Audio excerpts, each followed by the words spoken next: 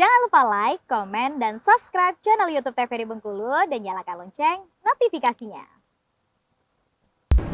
Balik lagi di Opini Obrolan Pagi ini. Pemirsa, masih dengan tema yang sama, yaitu berbagi manfaat dari negeri untuk negeri, dan masih bersama dengan Bang Sandra. Oke Bang, kita lanjutin lagi nih. Baik. Mengenai apa sih sebenarnya yang harus dipersiapkan untuk mengikuti beasiswa LPDP ini.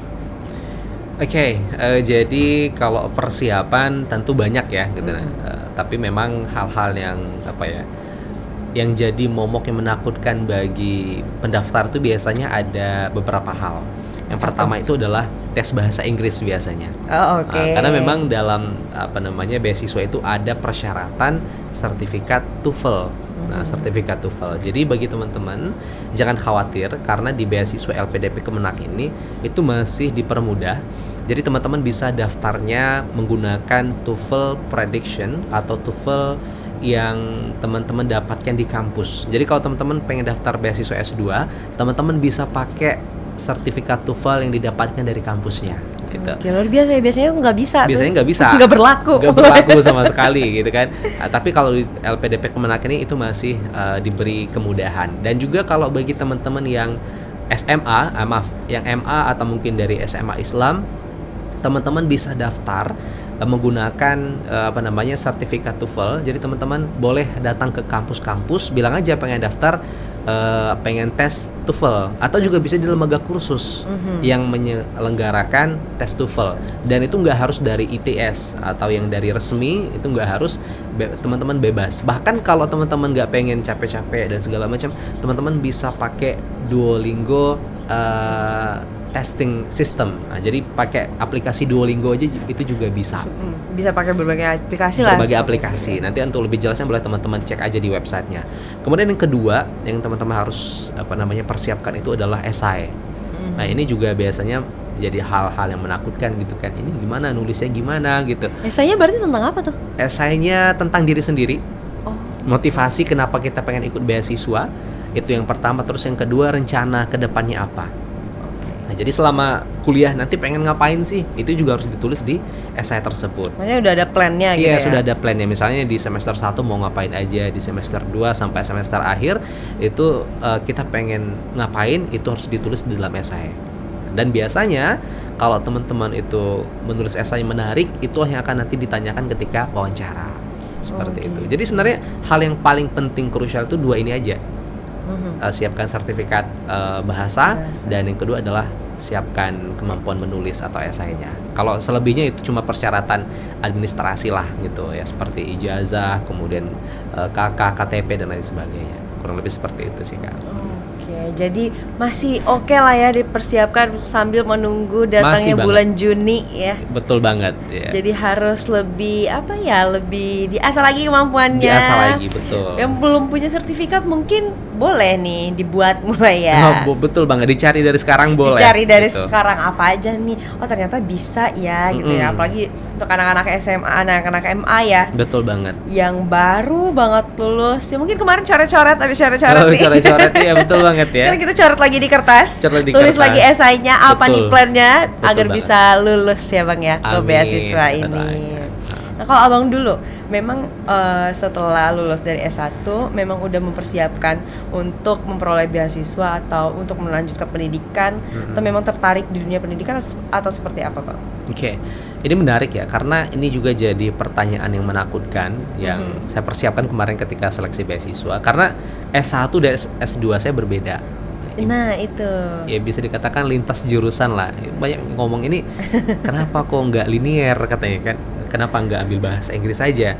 Nah yang pertama karena memang saya melihat prospek ke depannya, apalagi sekarang sudah dipercayakan jadi kepala sekolah di sekolah berbasis agama atau pondok pesantren. Saya ingin menyiapkan pengetahuan baik dari secara manajemen dan juga secara pengetahuan umum tentang keagamaan itu sendiri. Jadi saya meyakinkan diri untuk bisa, kalau pengen dapat beasiswa di bidang agama saja. Dan kalau dibilang persiapan, ada persiapan tapi nggak maksimal gitu. Ada persiapan tapi nggak, cuma sekedar pengen aja tapi nggak ada actionnya. Dulu kira-kira gitu.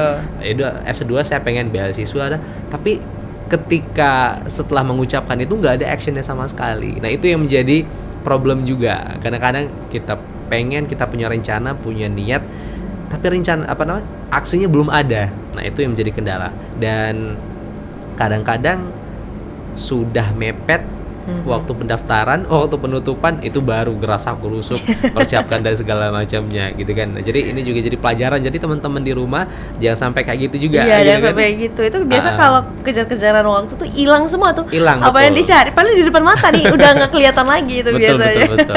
Itulah karena kita tidak mempersiapkan dari jauh-jauh hari, terkadang kita lupa dengan hal-hal yang kecil biasanya. Ini kan kadang-kadang mau scan foto KTP aja kadang-kadang lupa gitu. Itu pengalaman saya sendiri. Jadi teman-teman persiapkan dari sekarang. Dan kalau teman-teman mungkin sekarang berada di semester, mungkin ada yang 5 mungkin atau mungkin 7, itu boleh dipersiapkan dari jauh-jauh hari sih kalau menurut Sekarang masih cukup lah ya waktunya. Masih cukup waktunya. Perlahan persiapkan, bersiapkan dari sekarang, sembari menyelesaikan skripsinya gitu kan. Itu diguyur dari sekarang. Insya Allah itu lebih maksimal, dan yakin dan percaya ya, sesuatu yang baik itu adalah sesuatu yang direncanakan. Ya, seperti itu. Bukan sesuatu yang selesai ya. Itu Bukan biasanya anak-anak semester akhir nih. Iya betul, yang penting selesai ya biasanya. Yang penting selesai. Skripsi yang baik adalah skripsi yang selesai katanya. Bukan betul. ya Bang ya. Yang direncanakan. Yang direncanakan dan juga bisa kasih manfaat ke orang lain. Nah, itu dia yang terpenting. Nih, kan Abang sekarang menjadi kepala sekolah ya, di kepala sekolah di salah satu pondok pesantren. Tapi sebelumnya tuh belum ada basic pesantren ya Bang ya? Betul. Nggak pernah sekolah di pesantren gitu ya Bang ya? Apa nih keseruan yang Abang lihat kayak, oh ternyata di pesantren tuh kayak gitu ya? Oke, baik. Nah, jadi selama 1 tahun lebih ini ada kepala sekolah yang pertama, beliau luar biasa, beliau dari kampus Al-Azhar Kairo ya, bersama suami istri, semoga selalu dilindungi Allah. Dan tapi memang karena mereka harus berjuang di pondok yang lain gitu kan, karena mereka orang tuanya sedang membangun pondok pesantren di Curup, terpaksa mereka harus pindah waktu itu. Jadi waktu pertama itu Sandra ini kepala sekolahnya tingkat MTS, beliau tingkat MA-nya. Oh, mereka beda. Beda. Jadi kepala MTS sekolah itu harus MA-nya. beda.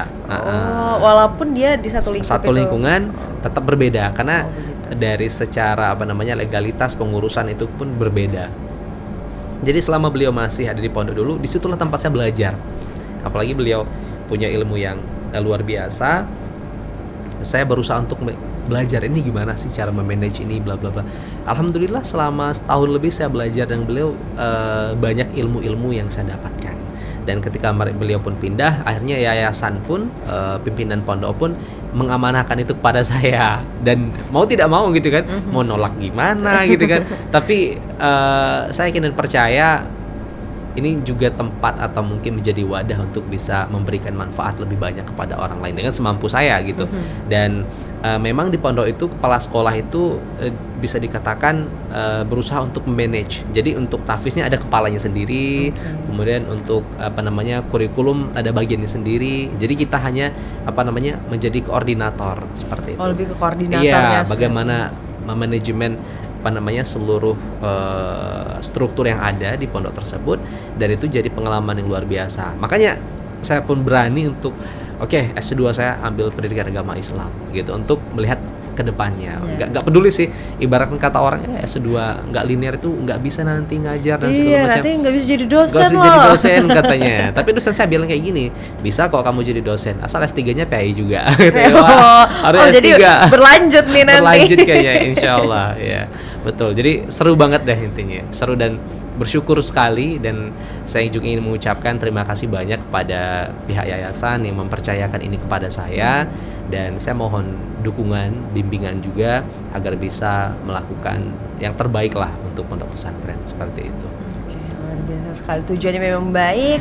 Insyaallah. Semoga akan berbalik baik juga kepada orang-orang yang baik yang tenaga pendidik di sana ya Bang ya. Amin Allah. Oke. Abang kita jeda dulu, nanti kita lanjutkan lagi. Untuk pemirsa, jangan kemana-mana, tetaplah bersama kami di Opini Obrolan Pagi ini.